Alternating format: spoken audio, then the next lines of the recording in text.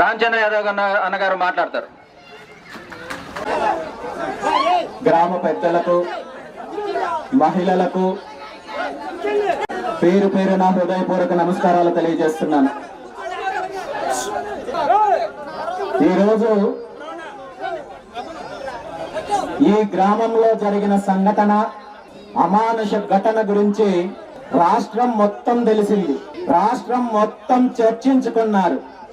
ఈ ఘటన జరిగి 15-20 రోజులు అయినప్పటికీ కూడా మీడియాలో కథనాలు వస్తున్నాయి. బాధితుల తరపున ఎంతో మంది పోరాటం చేయడానికి, అండగా నిలబడడానికి ముందుకు వచ్చారు. ప్రభుత్వానికి, అధికారులకు వినతులు అందించారు.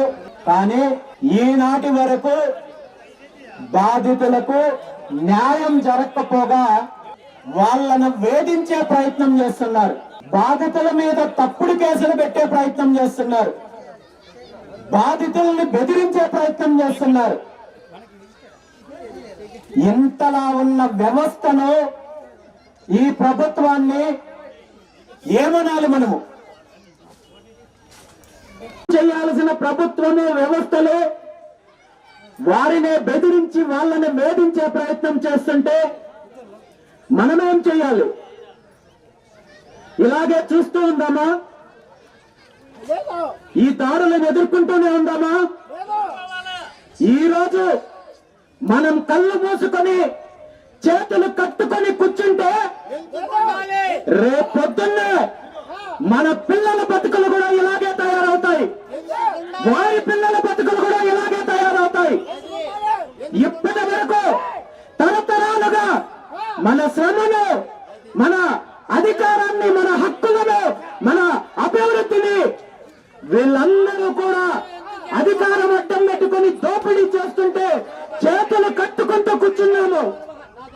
ఇంకా మీదట కూడా అలాగే కూర్చున్నామా? ఎదురు తిరగదామా? ఎదురు తిరగాలంటే మనం ఏం చేయాలి? ఏం చెయ్యాలి? 79 సంవత్సరాల స్వతంత్ర భారతదేశంలో మన గ్రామాలు ఎలా ఉన్నాయో, మన గ్రామాల అభివృద్ధి ఎలా ఉందో ప్రత్యక్షంగా కనబడుతోంది.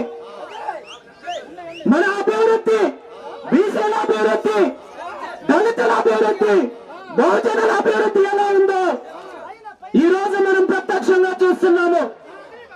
బీసీలకు ఎలాంటి రక్షణ ఉందో ఈ రోజు మనం ప్రత్యక్షంగా చూస్తున్నాము. దీనంతటికీ కారణం ఎవరు? కేవలము మన పైన దాడులు చేసేవాళ్ళు, లేదంటే మన దగ్గర దోపిడీ చేస్తున్న వాళ్ళు కాదు. ఈ దోపిడీ శక్తులకు, ఈ అరాచక శక్తులకు అండగా నిలబడుతున్న ప్రభుత్వానికి మనము మన ఓట్లతో, మన ఓట్ల అనే ఆయుధాన్ని ప్రభుత్వానికి ఇస్తే ఆ ప్రభుత్వము మనకు అండగా ఉండాల్సిన ప్రభుత్వము, మన అభివృద్ధి కోసం తోడ్పాటును అందించాల్సిన ప్రభుత్వము మనల్ని అణగదొక్కే ప్రయత్నం చేస్తోంది. మన పైన దాడులు చేస్తున్నారు, అరాచకాలు చేస్తున్నారు. దీనంతటికీ కారణము మనం వేస్తున్న ఓట్లు. మన ఓట్ల ద్వారా అధికారంలోకి వచ్చిన ప్రభుత్వానికి మనం ఇస్తున్న అధికారం అనేది మనం గుర్తించి, మనలో మార్పు వచ్చి, మనలో చైతన్యం వచ్చి, ఎవరైతే, ఏ పార్టీలైతే, ఏ ప్రభుత్వాలైతే మనల్ని అణచివేయడానికి ప్రయత్నం చేస్తున్నారో, మన పైన అరాచకాలు చేస్తున్నారు, దాడులు చేస్తున్నారు, వాళ్లకు బుద్ధి చెప్పి ఈ రాష్ట్రంలో ప్రత్యామ్నాయ రాజకీయంగా ఒక వ్యవస్థ ముందుకొచ్చినప్పుడే అది సాధ్యమవుతుంది తప్ప ఇదే పార్టీలు, ఇదే వ్యవస్థలో కొనసాగినట్టయితే భవిష్యత్తులో మన పిల్లలు కూడా వీళ్ళ దగ్గర బానిసంలాగా బ్రతకాల్సిన దుస్థితి వస్తుంది. కాబట్టి ఇప్పటికైనా మనం కళ్ళు తెరవాల్సిన అవసరం ఉంది, మనం మేల్కోవాల్సిన అవసరం ఉంది. ఈ దోపిడీ శక్తులు, ఈ కుటుంబ పాలకులు ఎవరైతే ఉన్నారో వీళ్ళని, వీళ్ళ పరిపాలనను, వీళ్ళ అధికారాన్ని అంతం చేసి బహుజనులకు రాజ్యాధికారం వచ్చినప్పుడు మన భవిష్యత్తులు మారుతాయి, మన గ్రామాలు మారుతాయి, మన పిల్లల భవిష్యత్తులు మారుతాయి, రైతుల భవిష్యత్తు మారుతుంది, మనందరికీ రక్షణ వస్తుంది. అదే ఆశయంతో అదే లక్ష్యంతో భారత చైతన్య యువజన పార్టీని స్థాపించి గత 2 సంవత్సరాల నుండి ఈ రాష్ట్రంలో మార్పు కోసము పేదల యొక్క భవిష్యత్తు కోసము పోరాటం చేస్తున్నాననే విషయాన్ని మీ అందరికీ తెలియజేస్తూ ఈ సందర్భంగా మీ అందరికీ ఒక్కటే మాటిస్తున్నాను. ఇప్పటి వరకు దాడులు ఎదుర్కొన్నాము, అరాచకాలు ఎదుర్కొన్నాము, అవమానాలు ఎదుర్కొన్నాము, ఏమీ చేయలేకపోయాము.